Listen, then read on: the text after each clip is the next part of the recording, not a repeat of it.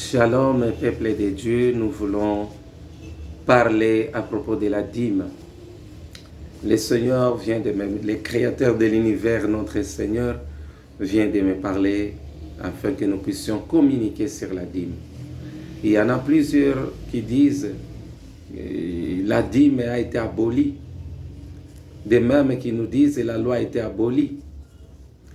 Or que nous savons bien dans le livre de Matthieu 5, Yehoshua HaMashiach dira, je ne suis pas venu abolir la loi ni les prophètes, mais je suis venu l'accomplir. C'est-à-dire, je suis venu l'accomplir, ce qui a été resté incomplet, cette loi-là. Je ne viens pas, je ne suis pas venu l'abolir, mais c'est pour l'accomplir encore.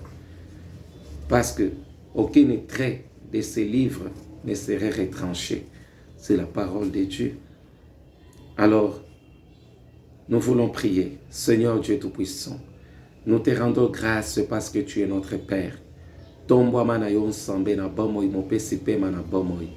Tombwa manayo mokeli na nyonso pambate nyonso ebongi na yo. To sanjolio to netolio komona tongo na lelo.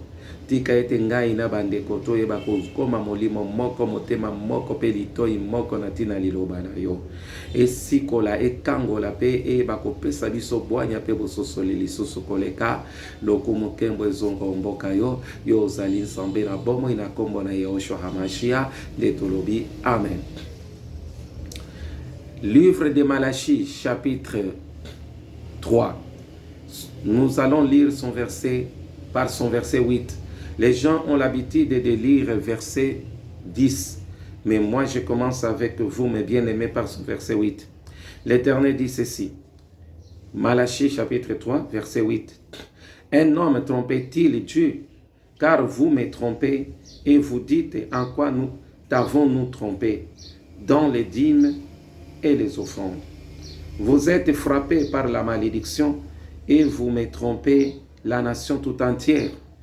Bien-aimés, l'Éternel dit, nous les trompons. Et des fois, en trompant l'Éternel, il dit dans ses dîmes et dans ses offrandes.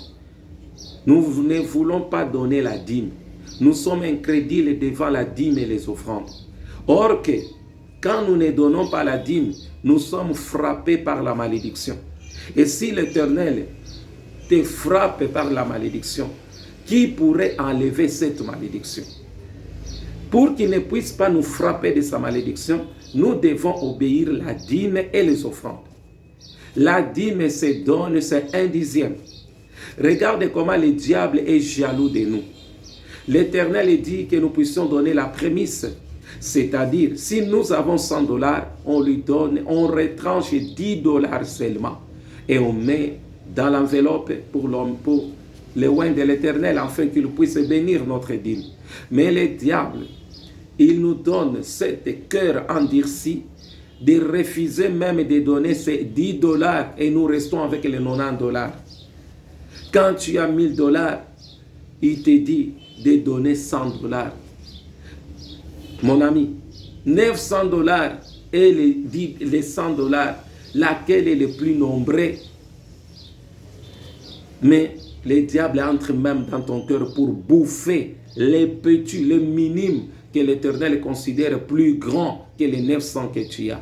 Le diable sait bien que si tu donnes la dîme, tu conserves ta vie, tu conserveras ta délivrance, car la dîme amène la délivrance, amène la bénédiction, amène l'élévation, amène la stabilité, amène la bonne santé et chasse les démons. Parce que l'Éternel dit, si nous ne donnons pas la dîme, nous sommes frappés par la malédiction.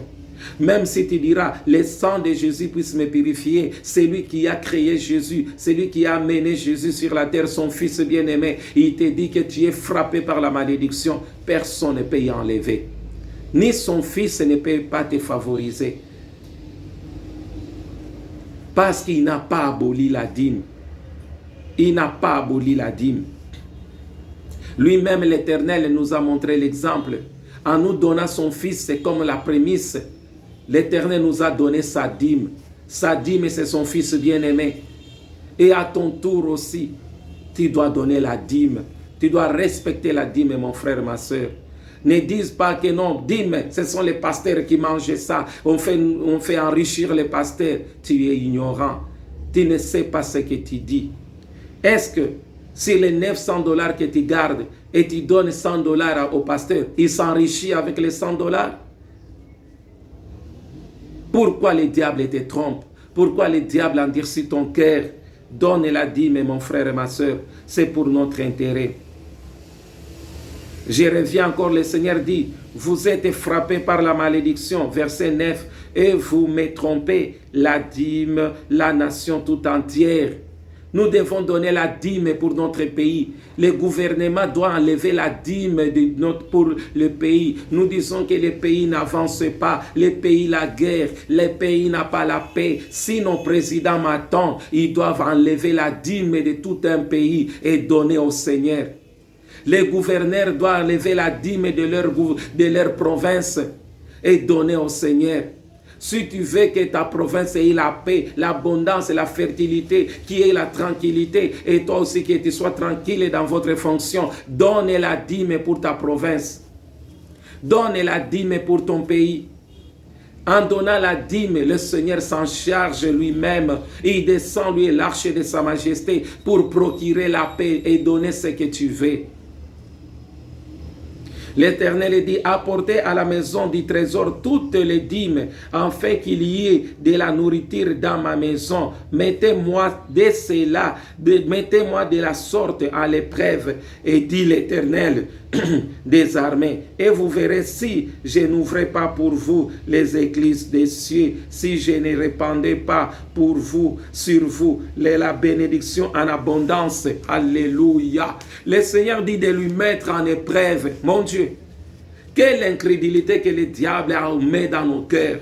Le créateur de l'univers tout entier, le créateur de toutes choses, il nous dit de lui mettre en épreuve, en donnant la dîme, d'amener dans la maison du trésor. Les gens ne comprennent pas la maison du trésor. La maison du trésor, c'est dans l'église, là où vit sa parole, là où il y a l'arche de l'alliance, là où il y a le oint de l'éternel. C'est là où il y a les trésors. Les trésors de Dieu, c'est la parole de Dieu tout entière. Et toi, tu amènes la dîme là à l'intérieur. Tu donnes à l'homme de Dieu, au oint de l'éternel. C'est lui à qui Dieu a donné la révélation, là où la personne qui craint l'éternel, donne la dîme, mon frère et ma soeur. Ne regarde pas ce qui est derrière les rideaux. Donne ta dîme avec joie, avec gloire, parce que Abraham a donné sa dîme à Melchizedek.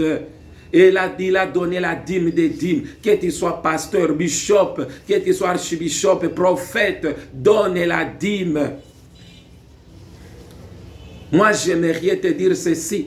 Quand tu donnes, tu diras que je suis l'homme de Dieu, je vais donner la dîme des dîmes. Non, donne la dîme et la dîme des dîmes. Parce que tu as aussi besoin de voir ta maison bénie, tes enfants prospères, tes enfants servir l'Éternel. Aujourd'hui, nous voyons beaucoup d'enfants de Dieu sont devenus les troubles de ministère de leur papa. Aujourd'hui, nous voyons les femmes et des hommes de Dieu sont devenus des crocs à jambes de ministère de leurs hommes. Pourquoi? Parce que les combats que l'homme de Dieu mène, les délivrances, les gens qu'il est en train de guider, ces combats-là reviennent dans sa maison. C'est pour cela que tu dois donner la dîme pour épargner ta maison, pour qu'il y ait aussi des oins dans tes entrailles, pour qu'il y ait aussi des serviteurs et des servantes dans tes enfants. Que le Seigneur nous bénisse et nous continuons.